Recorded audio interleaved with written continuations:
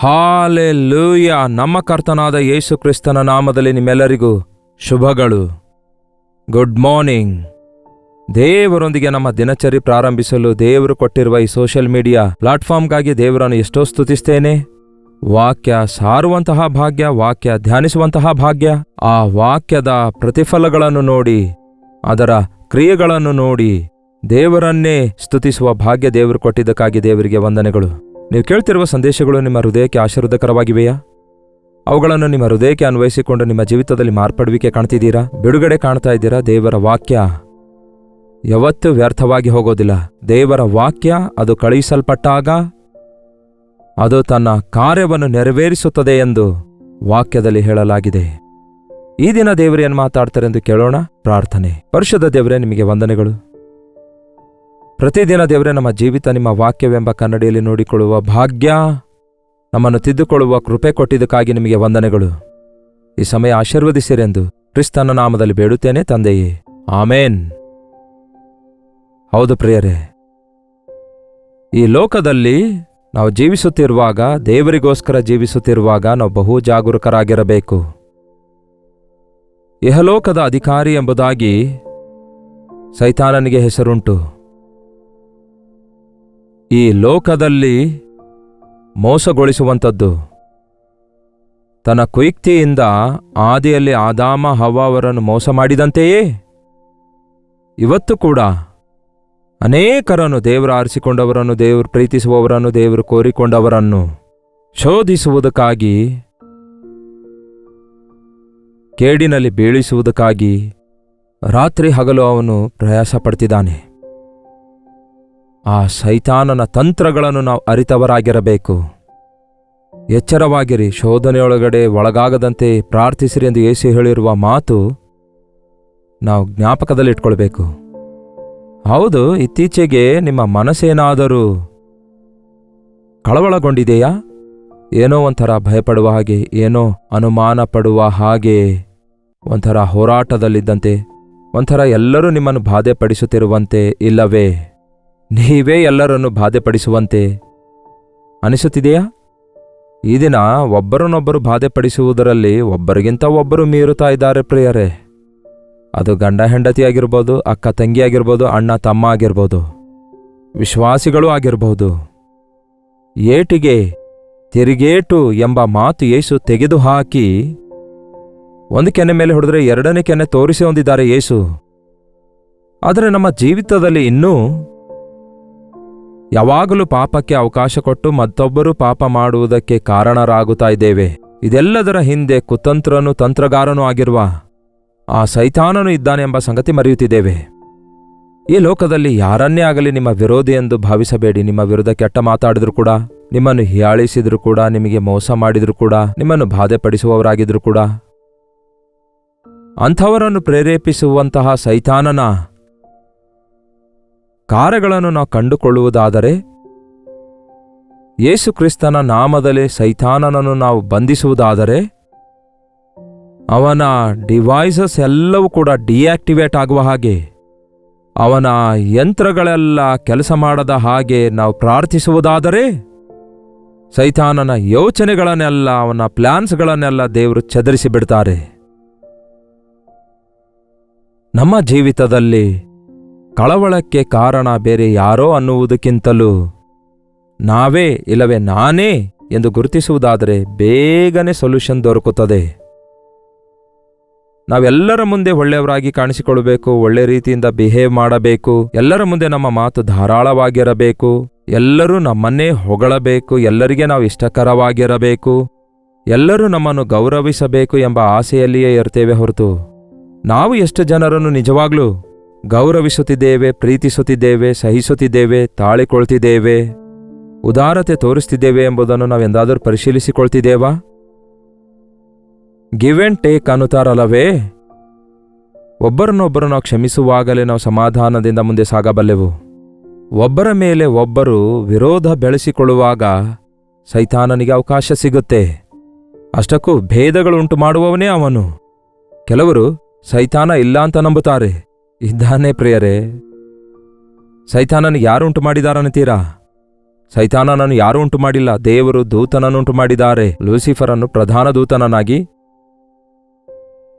ದೂತರಲ್ಲಿ ಒಬ್ಬ ದೂತನನ್ನಾಗಿ ಉಂಟು ಮಾಡಿದಾಗ, ನಾನೇ ದೇವರಿಗೆ ಸಮಾನನೆಂದು ಗರ್ವಪಟ್ಟಾಗ 1/3 of the angels worship lead ಮಾಡುವಂತಹ ದೂತ ಗರ್ವಪಟ್ಟು ತನ್ನೊಂದಿಗೆ ಒಂದು ಸಮೂಹವನ್ನೇ ಅವನು ದೊಬ್ಬಲ್ಪಡುವಂತೆ ಮಾಡ್ದ. ಅದಕ್ಕೆ ಅವನು ದೇವರಿಗೇನು ಮಾಡಲಿಕ್ಕಾಗದೆ ದೇವರಿಂದ ಪ್ರೀತಿಸಲ್ಪಟ್ಟ ನಮಗೆ ಆದಿಯಲ್ಲಿ ಆದಾಮ ಹವ್ವ ಅವರನ್ನು, ಆನಂತರ ಪ್ರತಿ ದೇವರ ಭಕ್ತರನ್ನು, ಅಂದರೆ ಬೈಬಲ್ನಲ್ಲಿ ಪೂರ್ತಿ ನೀವು ನೋಡುವಾಗ ಭಕ್ತರೆಲ್ಲರೂ ಹೇಗೆ ಶೋಧಿಸಲ್ಪಟ್ಟರೆಂದು, ಹೇಗೆ ಬಲಹೀನರಾದರೆಂದು, ಹೇಗೆ ಬಿದ್ದೋದರೆಂದು, ಹೇಗೆ ಪತನವಾದರೆಂದು, ಎಂಥ ಹೀನ ಸ್ಥಿತಿಗೆ ಬಿದ್ದೋದರೆಂದು ನೋಡುವುದಾದರೆ, ಭಕ್ತರಾದವರು, ಬಲಿಷ್ಠರಾದವರು, ಜ್ಞಾನಿಗಳಾದವರು ಕೂಡ ಸೈತಾನನ ಕುಯುಕ್ತಿಗಳಿಂದ, ತಂತ್ರಗಳಿಂದ ಬಿದ್ದೋಗುವಂಥದ್ದನ್ನು ನೋಡುವಾಗ ಅವನು ಎಷ್ಟು ಭಯಂಕರನಾದವನೆಂದು ಗಮನಿಸಬಹುದು. ದೇವರ ಕೃಪೆ ನಮ್ಮನ್ನು ಎತ್ತಿ ಹಿಡಿಯುವುದರಿಂದ, ಕ್ರಿಸ್ತನ ಕೃಪೆ ನಮ್ಮನ್ನು ಆಧರಿಸುವುದರಿಂದ, ಪವಿತ್ರಾತ್ಮನು ನಮ್ಮನ್ನು ಶುದ್ಧೀಕರಿಸುವುದರಿಂದ ತಿರುಗಿ ಎದ್ದಿದ್ದೇವೆ, ಚೇತರಿಸಿಕೊಂಡಿದ್ದೇವೆ, ದೇವರಿಗಾಗಿ ಬದುಕುವಂಥವರಾಗಿದ್ದೇವೆ. ಇಲ್ಲವಾದರೆ ಆ ಸೈತಾನನ ಕೈಯಿಂದ ನಶಿಸಿ ಹೋಗ್ತಿದ್ದೆವು. ಈಗಾಗಲೇ ಎಷ್ಟೋ ಜನರು ಆ ಸೈತಾನನ ಮಂದೆಯೊಳಗಿದ್ದುಕೊಂಡು ಅವರೆಲ್ಲಿದ್ದಾರೆಂದು, ಅವರಿಗೇನಾಗ್ತಿದೆ ಎಂದು, ಅವರ ಭವಿಷ್ಯ ಏನೆಂದು, ಅವರು ತಮ್ಮ ಅಂತ್ಯ ಏನಾಗ್ತದೋ ಎಂಬ ತಿಳಿಯಲಾರದ ಪರಿಸ್ಥಿತಿಯಲ್ಲಿದ್ದಾರೆ. ಆದರೆ ಅವರು ಬಹಳ ದೊಡ್ಡ ವ್ಯಕ್ತಿಗಳಾಗಿದ್ದಾರೆ, ಜ್ಞಾನಿಗಳಾಗಿದ್ದಾರೆ, ಐಶ್ವರ್ಯವಂತರಾಗಿದ್ದಾರೆ, ಹೆಸರು ಪ್ರಖ್ಯಾತಿಯುಳ್ಳವರಾಗಿದ್ದಾರೆ ಎಂದು ಯೋಚಿಸಿಕೊಳ್ಳುವ ಹಾಗೆ ಸೈತಾನನು ಅವರಿಗೆ ಭ್ರಮೆಗೊಳಿಸುತ್ತಾನೆ. ನಾನು ಹೇಳಿದ್ದು ನಿಮಗೇನಾದರೂ ಅರ್ಥ ಆಗ್ತಿದೆಯಾ? ನಮ್ಮ ಬದುಕನ್ನು ಹಾಳು ಮಾಡುವುದು ಬೇರೆ ಯಾವುದೋ ಮನುಷ್ಯನಲ್ಲ, ದೇವರಂತೂ ಅಲ್ವೇ ಅಲ್ಲ. ನಮಗ್ ಬರುವಂತಹ ಬಾಧೆಗಳಿಗೆ ಕಾರಣ ದೇವರು ಅಲ್ಲ, ಮತ್ತೊಬ್ಬರು ನಮ್ಮ ನೆರೆಯವರೋ ಅಲ್ಲ. ಸೈತಾನನಿಗೆ ಅವಕಾಶ ಕೊಡುವುದರಿಂದ ನಾವೇ ನಮಗೆ ಶತ್ರುಗಳಾಗ್ತೇವೆ. ನಮ್ಮ ಹಕ್ಕುಗಳನ್ನು ಸೈತಾನನಿಗೆ ಒಪ್ಪಿಸಿಕೊಟ್ಟು ಅವನ ಕೈಗಳಲ್ಲಿ ಕೈಗೊಂಬೆಗಳಾಗಿ ಆಡುತ್ತಾ ಅವನಿಂದ ಬಂಧಿಸಲ್ಪಡ್ತಿದ್ದೇವೆ. ಹೌದು ಪ್ರಿಯರೇ, ಸಿಗರೇಟ್ ಸೇದುವವನು, ಮದ್ಯಪಾನ ಮಾಡುವವನು, ವ್ಯಭಿಚಾರ ಮಾಡುವವನು, ಪಾಪಕ್ಕೆ ಅವಕಾಶ ಕೊಟ್ಟವನು, ಸುಳ್ಳಾಡುವವನು, ಕಳ್ಳತನ ಮಾಡುವವನು, ಮೋಸ ಮಾಡುವವನು, ಕಪಟ ವೇಷ ಹಾಕಿಕೊಳ್ಳುವವನು, ಇಂಥವರೆಲ್ಲರೂ ಆ ಸೈತಾನನ ತಂತ್ರದ ಅಡಿಯಲ್ಲಿದ್ದಾರೆ. ಏನೋ ದೊಡ್ಡ ಕಾರ್ಯ ಮಾಡ್ತಿದ್ದೇವೆ ಅಂದುಕೊಳ್ತಿದ್ದಾರೆ. ನಾಚಿಕೆ ಪಡುವ ವಿಷಯದಲ್ಲಿ ಅತಿಶಯ ಪಡ್ತಾರಲ್ಲವೇ ಅನ್ನುತ್ತೇವಲ್ಲವೇ? ಹಾಗಾದರೆ ಯೇಸು ಕ್ರಿಸ್ತನ ನಾಮದಲ್ಲಿ ಈ ದಿನ ಅಂಥವರಿಗೂ ಕೂಡ ಬಿಡುಗಡೆ ಇದೆ ಪ್ರಿಯರೇ.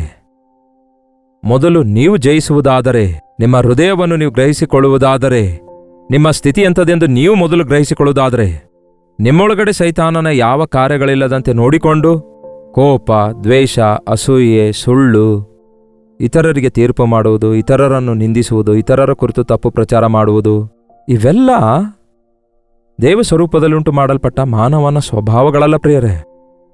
ಪತನವಾಗಿ ಪಾತಾಳಕ್ಕೆ ಹೋಗಬೇಕೆಂದು ನಿರ್ಣಯಿಸಲ್ಪಟ್ಟ ಸೈತಾನನ ತಂತ್ರಗಳು. ಲೋಕವೆಲ್ಲ ಅವನ ತಂತ್ರಗಳಿಂದ ತುಂಬಲ್ಪಟ್ಟು ಒಬ್ಬರಿಗೊಬ್ಬರು ಹಾನಿ ಮಾಡಿಕೊಳ್ಳುತ್ತಾ, ಪ್ರೀತಿ ಸ್ವರೂಪನಾದ ದೇವರನ್ನು ಅರಿಯದೆ, ಪ್ರಾಣ ಕೊಟ್ಟ ದೇವರನ್ನು ಅಂಗೀಕರಿಸದೆ, ತಪ್ಪಿಸಿಕೊಳ್ಳುವ ಮಾರ್ಗ ಇದೆ, ಕ್ಷಮಿಸುವ ಕರ್ತನಿದ್ದಾನೆ ಎಂದು ಅರಿಯದೆ ತಮಗೆ ತಾವೇ ನಾಶನವನ್ನು ಕೂಡಿಸಿಟ್ಟುಕೊಳ್ತಿದ್ದಾರೆ. ಯೇಸು ಕ್ರಿಸ್ತನ ಕುರಿತು ವಿವರಿಸುತ್ತಾ ಇರುವಾಗ ನಮಗೆ ಬೇಡ ಎನ್ನುವಂಥವರು ಯಾರಾಗಿದ್ದಾರೆ? ಯಾಕೆ ಬೇಡ ಅನ್ನುತ್ತಾರೆ? ಆತನು ಯಾರಾಗಿದ್ದಾರೆ? ನಿಮ್ಮನ್ನೇನಾದರೂ ದೋಚಿಕೊಂಡಿದ್ದಾರೋ? ಇಲ್ಲವೇ ನಿಮ್ಮ ಹತ್ರ ಇರೋದೆಲ್ಲ ದೋಚಿಕೊಳ್ತಾ ಇದ್ದಾರೋ? ನಿಮ್ಮ ಸ್ವೇಚ್ಛೆ ಏನಾದರೂ ತೆಗೆದುಹಾಕ್ತಾ ಇದ್ದಾರೋ? ನಿಮಗೇನಾದರೂ ಕೇಡುಂಟು ಮಾಡ್ತಿದ್ದಾರೋ? ಇಷ್ಟೊಂದು ಪ್ರೀತಿಯುಳ್ಳ ದೇವರ ಮಾತುಗಳನ್ನು ಕೇಳುವುದಿಲ್ಲ ಎನ್ನುವುದಕ್ಕೆ ಕಾರಣ ದುರಾತ್ಮ ಆಗಿದ್ದಾನೆ. ಆ ದುರಾತ್ಮಕ್ಕೆ ನಜರೇತಿನ ಯೇಸು ಅಂದ್ರೆ ಭಯ. ಪಾಪವನ್ನು ಆತನು ಜಯಿಸಿದ್ದಾನೆ, ಪಾತಾಳವನ್ನು ಜಯಿಸಿದ್ದಾನೆ, ಆತನು ಮರಣವನ್ನು ಜಯಿಸಿದ್ದಾನೆ, ಆ ಸೈತಾನನನ್ನು ಸೋಲಿಸಿದಾತನು ಆತನೇ. ಆ ಯೇಸುವಿನ ನಾಮದಲ್ಲಿ ಬಿಡುಗಡೆ ಇದೆ. ಅದಕ್ಕೆ ವಾಕ್ಯ ಹೇಳ್ತದೆ, ನೀವು ಶೋಧನೆಯಲ್ಲಿರುವಾಗ ಶೋಧನೆಗೆ ಒಳಗಾಗದಂತೆ ಎಚ್ಚರವಾಗಿದ್ದು ಪ್ರಾರ್ಥಿಸಿರಿ, ದೇವರಿಗೆ ಸಮೀಪವಾಗಿರ್ರಿ. ಸೈತಾನನನ್ನು ಎದುರಿಸಿರಿ, ಆಗ ಅವನು ನಿಮ್ಮನ್ನು ಬಿಟ್ಟು ಓಡಿ ಹೋಗ್ತಾನೆ. ಯೇಸು ಕ್ರಿಸ್ತನ ನಾಮದಲ್ಲಿ ನಮಗೆ ಬಿಡುಗಡೆ ಇದೆ. ನಿಮ್ಮ ಮನಸ್ಸು ಸ್ವಲ್ಪ ಬೇಸರಗೊಂಡಿರುವಾಗಲೇ, ನೀವು ಸ್ವಲ್ಪ ಸೈತಾನನ ಗುಣಗಳು ನಿಮ್ಮೊಳಗಡೆ ಪ್ರತಿಸ್ಪಂದಿಸಿ ಕಾಣಿಸಿಕೊಳ್ಳುತ್ತಿರುವಾಗಲೇ, ಏನಿದು ನನಗೆ ಗೊತ್ತಾಗದಂತೆ ಸುಳ್ಳಾಡ್ತಿದ್ದೇನೆ, ಅನವಶ್ಯಕವಾಗಿ ಸುಳ್ಳಾಡ್ತಿದ್ದೇನೆ, ಯಾಕೆ ಈ ವಿಷಯ ನನ್ನ ಹೆಂಡತಿಯಿಂದ ಮುಚ್ಚಿಡ್ತಾ ಇದ್ದೇನೆ, ಯಾಕೆ ಈ ವಿಷಯ ನನ್ನ ಗಂಡನಿಗೆ ಹೇಳದೇ ಇರ್ತಾ ಇದ್ದೇನೆ, ಯಾಕೆ ಮನುಷ್ಯರ ಮುಂದೆ ಒಬ್ಬ ಒಳ್ಳೆ ವ್ಯಕ್ತಿಯಾಗಿರುವಂತೆ ನಟಿಸ್ತಿದ್ದೇನೆ, ನನ್ನ ನಿಜ ಸ್ಥಿತಿ ಇದು ಅಲ್ವಲ್ಲ ಎಂಬ ಗ್ರಹಿಕೆ ನಿಮಗೆ ಬರುವಾಗಲೇ, ಏಸಯ್ಯ, ನನ್ನೊಳಗೆ ಆ ಸೈತಾನನು ಶೋಧನೆ ತಂದು ನಾನು ಅವನಿಗೆ ಒಳಗಾಗುವ ಪರಿಸ್ಥಿತಿಯಲ್ಲಿದ್ದೇನೆ, ನನಗೆ ಸಹಾಯ ಮಾಡಿರಿ, ಶೋಧನೆಯೊಳಗೆ ಒಳಗಾಗದಂತೆ ನಮ್ಮನ್ನು ತಪ್ಪಿಸು, ಆ ಸೈತಾನ ನನ್ನನ್ನು ಮುಟ್ಟದಂತೆ ನನ್ನ ಸುತ್ತಲೂ ಬೇಲಿ ಹಾಕಿರಿ, ನಿಮ್ಮ ರೆಕ್ಕೆ ಕೆಳಗೆ ಮರೆಮಾಡಿಕೊಳ್ಳಿರಿ ಎಂದು ಮೊರೆಯಿಡುವುದಾದರೆ ನೀವು ಸುರಕ್ಷಿತರಾಗಿರ್ತೀರಿ. ಅದಕ್ಕೆ ದಿನಾಲು ದೇವರ ವಾಕ್ಯ ಕೇಳೋದು, ಅದಕ್ಕೆ ದಿನಾಲು ಪ್ರಾರ್ಥಿಸಿಕೊಳ್ಳಿರಿ ಎಂದು ಹೇಳೋದು, ಅದಕ್ಕೆ ದಿನಾಲು ನೀವು ಯಾವ ಸ್ಥಿತಿಯಲ್ಲಿದ್ದೀರೆಂದು ನೀವು ಗುರುತಿಸಿಕೊಳ್ಳಿರಿ. ಕೆಲವೊಂದು ಸಾರಿ ದಾರಿಯಲ್ಲಿ ನಡೆಯುತ್ತಾ ಹೋಗ್ತೇವೆ, ಏನೇನೋ ಆಲೋಚಿಸಿಕೊಳ್ತಾ ತಲುಪಬೇಕಾದ ಸ್ಥಳ ದಾಟಿ ಮುಂದೆ ಹೋಗ್ತಲೇ ಇರ್ತೇವೆ. ಎಳೆಯಬೇಕಾದ ಸ್ಥಳದಲ್ಲಿ ಎಳೆಯಲಾರದೆ ಬಸ್ನಲ್ಲಿ ಎಷ್ಟೋ ದೂರ ಹೋದಂಥವ್ರು ಎಷ್ಟೋ ಜನ ಇದ್ದಾರೆ, ಗಮ್ಯ ತಿಳಿಯಲಾರದೆ. ನಮ್ಮ ಮಾರ್ಗ ಯಾವುದೆಂದು ನಾವು ಅರಿಯದೇ ಇರುವಾಗ ನಾಶನ ಮಾರ್ಗದೊಳಗೆ ಹೋಗ್ತೇವೆ, ತಪ್ಪು ಮಾರ್ಗದಲ್ಲಿ ಹೋಗುತ್ತೇವೆ. ಅದಕ್ಕಾಗಿಯೇ ನಾವು ನಿಂತವರಾಗಿ ನಮ್ಮ ಮಾರ್ಗಗಳನ್ನು ಪರಿಶೀಲಿಸಿಕೊಳ್ಳಬೇಕು, ನಮ್ಮ ಹೃದಯ ಸ್ಥಿತಿಯನ್ನು ಪರಿಶೀಲಿಸಿಕೊಳ್ಳಬೇಕು. ನಮ್ಮ ಭಕ್ತಿ ಹೇಗಿದೆ, ನಮ್ಮ ನಂಬಿಕೆ ಹೇಗಿದೆ, ನಮ್ಮ ಪ್ರಾರ್ಥನೆ ಜೀವಿತ ಹೇಗಿದೆ, ಎಷ್ಟು ವಿಷಯಗಳಲ್ಲಿ ನಾನು ಜಯ ಹೊಂದುತ್ತಿದ್ದೇನೆ, ಏನೆಲ್ಲ ವಿಷಯಗಳಲ್ಲಿ ನಾನು ಸೋತು ಹೋಗ್ತಿದ್ದೇನೆ, ಎಷ್ಟು ಸಾರಿ ನಾನು ಸೈತಾನನಿಗೆ ಅವಕಾಶ ಕೊಡ್ತಿದ್ದೇನೆ. ಸೈತಾನನಿಗೆ ಅವಕಾಶ ಕೊಡಬೇಡಿ ಎಂದು ಬೈಬಲ್ ಹೇಳ್ತದೆ. ಅವನಿಗೆ ಸ್ವಲ್ಪ ಸಂದು ಕೊಟ್ಟರೆ ಸಾಕು, ಪೂರ್ತಿಯಾಗಿ ಅವನು ನಮ್ಮನ್ನು ಸ್ವಾಧೀನ ಮಾಡಿಕೊಳ್ತಾನೆ. ಅರಬ್ ದೇಶದಲ್ಲಿ ಒಂಟೆ ಇರ್ತಾವಲ್ಲವೇ, ಹಾಗೆಯೇ ಅರಬ್ ದೇಶದ ಒಬ್ಬ ಅರಬಿಯನು ಒಂದು ಸಾರಿ ಪ್ರಯಾಣ ಮಾಡುತ್ತಿರುವಾಗ, ಅದು ಚಳಿಯ ಪ್ರದೇಶ ಇರುವಾಗ ಅಲ್ಲೇ ಒಮ್ಮೆ ಡೇರೆ ಹಾಕಿಕೊಂಡನಂತೆ. ಹಾಗೆ ಡೇರೆ ಹಾಕಿಕೊಂಡ್ರೆ ಒಂಟೆ ಮುಖ ಒಳಗಡೆ ಹಾಕಿ, ಹೊರಗಡೆ ಬಹಳಷ್ಟು ಚಳಿ ಇದೆ, ನನ್ನ ತಲೆ ಅಷ್ಟೇ ಒಳಗಿಡುತ್ತೇನೆ ಎಂದು ಕೇಳಿತಂತೆ. ಹೋಗ್ಲಿ ಬಿಡು, ನನ್ನನ್ನು ಹೋರುವ ಒಂಟೆ ಅಲ್ಲವೋ, ಆಯ್ತು ಸರಿ ಅಂದ. ಇನ್ನೂ ಸ್ವಲ್ಪ ತಾದ ಮೇಲೆ ನನ್ನ ಕುತ್ತಿಗೆ ಕೂಡ ಒಳಗಿಡುತ್ತೇನೆ ಅಂದಿತು. ಇನ್ನೂ ಸ್ವಲ್ಪ ತಾದ್ಮೇಲೆ ನನ್ನ ಮುಂದಿನ 2 ಕಾಲುಗಳನ್ನು ಕೂಡ ಇಡ್ತೇನಂದಿತು. ಇಲ್ಲಿ ಬಹಳ ಚಳಿ ಇದೆ, ಇದರ ಬಹುತ್ ಥಂಡಾ ಹೈ, ಸಾಬ್ಜಿ ಜಿ ಜಿ ಅಂತ ಬೇಡಿಕೊಂಡಿತಂತೆ. ಆಯ್ತು ಸರಿ ಅಂದ ಕೂಡಲೇ ಅದು ಪೂರ್ತಿಯಾಗಿ ಒಳಗಡೆ ತೂರಿಕೊಂಡು, ಇದರ 2 ಆದ್ಮಿ ಕಾ ಜಗ ನಹಿ ಹೈ, ತುಮ್ ಬಹಾರ್ ಜಾವ್ ಅಂದಿತಂತೆ. ಇಲ್ಲಿ ಇಬ್ಬರಿಗೆ ಸ್ಥಳ ಇಲ್ಲ, ನೀನು ಹೊರಗೆ ಹೋಗು ಅಂದಿತಂತೆ. ಸೈತಾನನು ಮಾಡೋದು ಹಾಗೆಯೇ. ಪ್ಲೀಸ್, 1 ಪೆಗ್, 1 ಮಿನಿಟ್, 1 ನೋಟ, 1 ಆಲೋಚನೆ, 1 ಎಂಟರ್ಟೈನ್ಮೆಂಟ್, 1 ಫೋಟೋಗ್ರಾಫಿ ಪಿಕ್ಚರ್, 1 ಕೆಟ್ಟ ಮಾತು ನಿಮ್ಮ ಬಾಯಿಂದ ಬರುವಾಗ ಪಶ್ಚಾತ್ತಾಪ ಪಡದಿದ್ದರೆ ಬಾಯೆಲ್ಲ ಹಾಳಾಗಿ ಹೋಗ್ತದೆ. ಪಾಪಕ್ಕೆ ಅವಕಾಶ ಕೊಡಬೇಡಿರಿ. ನಿಮ್ಮ ಕಳವಳಕ್ಕೆ ಕಾರಣ ಪಾಪವೇ. ಸೈತಾನನ ತಂತ್ರಗಳನ್ನು ನಾವು ಅರಿತುಕೊಳ್ಳೋಣ. ನಮ್ಮ ಮನಸ್ಸು ಹಾಳಾದಾಗ ನಾವು ತೆಗೆದುಕೊಳ್ಳುವ ನಿರ್ಣಯಗಳು ಬಹಳ ಕೆಟ್ಟದಾಗಿರ್ತವೆ. ಕೋಪದಲ್ಲಿರುವ ಮನುಷ್ಯ ಏನು ಮಾತಾಡ್ತಾನೆಂದು ಅವರಿಗೇ ಗೊತ್ತಿರಲ್ಲ. ಬಾಧೆಯಲ್ಲಿರುವ ವ್ಯಕ್ತಿ ನಾವು ಮಾತಾಡಿಸಿದ್ರೆ ಆ ವ್ಯಕ್ತಿ ವಿಪರೀತವಾಗಿ ಪ್ರವರ್ತಿಸುವುದನ್ನು ನೋಡ್ತೇವಲ್ಲವೇ? ನಮ್ಮನ್ನು ಮೊದಲು ಬಲಹೀನಪಡಿಸಿ ನಮ್ಮನ್ನು ಸೈತಾನನು ತನ್ನ ಸಾಧನವಾಗಿ ಉಪಯೋಗಿಸಿಕೊಂಡು ತನ್ನ ಕ್ರಿಯೆಗಳು ನಮ್ಮ ಮೂಲಕ ನಡೆಸುವುದಕ್ಕಾಗಿ ಕಿರ್ಚೋದು, ಕೂಗಾಡೋದು, ಅದು ಇದು ಒಡೆದು ಹಾಕೋದು, ಒಬ್ಬರನ್ನೊಬ್ಬರು ಹೊಡ್ಕೊಳ್ಳೋದು, ಬೈಕೊಳ್ಳೋದು, ಇದೆಲ್ಲದಕ್ಕೆ ಮೂಲ ಕಾರಣ ಗಲಿಬಿಲಿಗೆ ಕಾರಣನಾದ ಸೈತಾನನಾಗಿದ್ದಾನೆ. ದೇವರು ಸಮಾಧಾನದ ಪ್ರಭುವಾಗಿದ್ದಾರೆ. ದೇವರು ಪ್ರೀತಿ ಸ್ವರೂಪಿಯಾಗಿದ್ದಾರೆ. ಆ ದೇವರನ್ನು ಪ್ರೀತಿಸೋಣ. ವಾಕ್ಯ ಕೇಳಿದ ನಂತರ ಎಲ್ಲಾದರೂ ಸೈತಾನನ ಗುಣಲಕ್ಷಣಗಳು ನನ್ನಲ್ಲಿವೆಯಾ? ಈ ದಿನ ಏನಾದರೂ ಸುಳ್ಳಾಡಿದೇನೋ? ಯಾರ ಮೇಲಾದರೂ ಕೋಪ ಇಟ್ಕೊಂಡಿದ್ದೇನೋ? ಯಾವುದಾದ್ರೂ ದುರಾಸೆ ಬಂದಿದೆಯೋ? ಕದ್ದಿದ್ದೇನೋ? ಏನಾದರೂ ತಪ್ಪಾಗಿ ಮಾತಾಡಿದೇನೋ?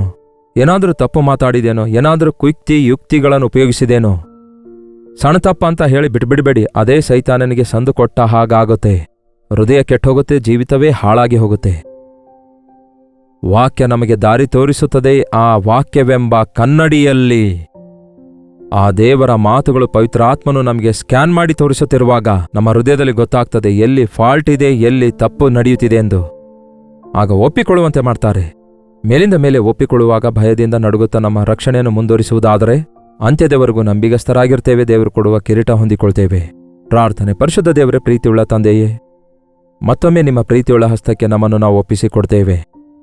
ಸೈತಾನನಿಗೆ ಅವಕಾಶ ಕೊಡಬೇಡಿರಿ ಎಂದು ನೀವು ಹೇಳಿದ ಮಾತಿನ ಪ್ರಕಾರ ನಮ್ಮ ಮಾತಿನಲ್ಲಾಗಲಿ, ಯೋಚನೆಯಲ್ಲಾಗಲಿ, ನಮ್ಮ ಕ್ರಿಯೆಯಲ್ಲಾಗಲಿ, ಆಲೋಚನೆಯಲ್ಲಾಗಲಿ, ನಮ್ಮ ಕೆಲಸಗಳಲ್ಲಾಗಲಿ ಸೈತಾನನ ಕಾರ್ಯಗಳಿಗೆ ಸ್ವಲ್ಪವೂ ಕೂಡ ಸುಳ್ಳಾಗಲಿ, ಮೋಸವಾಗಲಿ, ವಂಚನೆಯಾಗಲಿ, ಕುಯುಕ್ತಿಯಾಗಲಿ, ಇಂತಹ ಸಣ್ಣ ಸಣ್ಣ ಕೋಪವಾಗಲಿ, ಅಸೂಯವಾಗಲಿ, ದ್ವೇಷಕ್ಕೆ ನಮ್ಮ ಜೀವಿತದಲ್ಲಿ ಅವಕಾಶ ಕೊಡದಂತೆ ಶುದ್ಧ ಹೃದಯವನ್ನು ಕಾಪಾಡಿಕೊಳ್ಳಲು ಯೇಸುವಿನ ಹೋಲಿಕೆಯ ಮೇರೆಗೆ ಲೋಕದಲ್ಲಿ ಜೀವಿಸಿ ಕ್ಷಮಾಪಣೆಯುಳ್ಳವರಾಗಿ, ಪ್ರೀತಿಯುಳ್ಳವರಾಗಿ ಬದುಕಲು ನಮ್ಮಲ್ಲಿ ಪ್ರತಿಯೊಬ್ಬರಿಗೂ ಸಹಾಯ ಮಾಡಿರೆಂದು ಕ್ರಿಸ್ತನ ನಾಮದಲ್ಲಿ ಬೇಡುತ್ತೇನೆ ತಂದೆಯೇ, ಆಮೇನ್. ತಂದೆಯಾದ ದೇವರ ಪ್ರೀತಿಯು, ಮಗನಾಗಿರುವ ಕ್ರಿಸ್ತನ ಕೃಪೆಯು, ಆದರಣೆಕರ್ತನಾದ ಪವಿತ್ರಾತ್ಮನ ಸಹವಾಸವು ಕೂಡಿ ಬಂದಿರುವ ನಮ್ಮೆಲ್ಲರ ಸಂಗಡ ಇಂದಿಗೂ ಸದಾಕಾಲಕ್ಕೂ ನೆಲೆಯಾಗಿರಲಿ. ಆಮೇನ್. ದೇವರಿಗೆ ಸ್ತೋತ್ರ. ನಿಮ್ಮ ಪ್ರಾರ್ಥನಾ ಮನವಿಗಳನ್ನು 8939731313 ನಂಬರ್ಗೆ ಇತರ ದೇಶದಿಂದಲೂ ಸಹ ವೀಕ್ಷಿಸುವುದಾದರೆ ಕೊಡಲ್ಪಟ್ಟ ಇದೇ ನಂಬರ್ಗೆ ಒಂದು ಟೆಕ್ಸ್ಟ್ ಆಗಲಿ ಇಲ್ಲವೇ ವಾಯ್ಸ್ ಮೆಸೇಜ್ ವಾಟ್ಸಪ್ ಕಳಿಸಿಕೊಡಿರಿ. ನಿಮಗಾಗಿ ಪ್ರಾರ್ಥಿಸ್ತಿದ್ದೇವೆ, ನೀವು ಕೂಡ ಪ್ರಾರ್ಥಿಸಿರಿ. Doctor Jayapal Kannada YouTube channel ಅನ್ನು ಸಬ್ಸ್ಕ್ರೈಬ್ ಮಾಡಿಕೊಳ್ಳಿರಿ. ಲೈವ್ ಚಾಟ್ನಲ್ಲಿ ಬಂದು ನಿಮ್ಮ ಹೆಸರು, ಊರನ್ನು ಟೈಪ್ ಮಾಡಿ. ಕರ್ತನ ಚಿತ್ತವಿರುವುದಾದರೆ ಮತ್ತೆ ನಾಳೆ ಇದೇ ಅನುದಿನದ ಧ್ಯಾನ ಎಂಬ ಕಾರ್ಯಕ್ರಮದಲ್ಲಿ ಮತ್ತೊಮ್ಮೆ ಭೇಟಿಯಾಗೋಣ. ಅಲ್ಲಿವರೆಗೂ ದೇವರ ಮಹಾಕೃಪೆ ನಿಮ್ಮೆಲ್ಲರೊಂದಿಗೆ ಸದಾಕಾಲಕ್ಕೂ ನೆಲೆಯಾಗಿರಲಿ.